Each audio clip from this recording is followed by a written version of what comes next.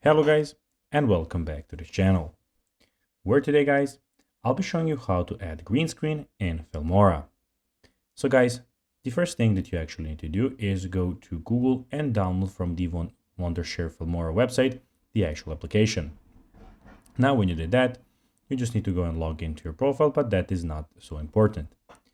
Now let's see what we actually have in front of us here. So as you can see, in the top left corner, we have the File, Edit, Tools, View, Export, and Help options.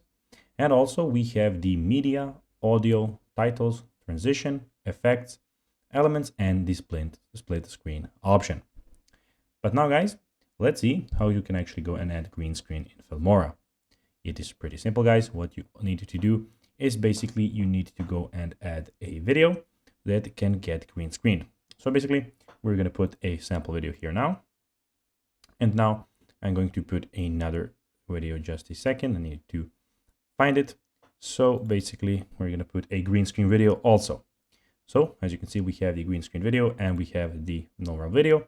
What you need to do is go and put this video here in, and you need to put the green screen video over it. So basically when you see, you have the green screen video now over it, so you cannot now do it properly.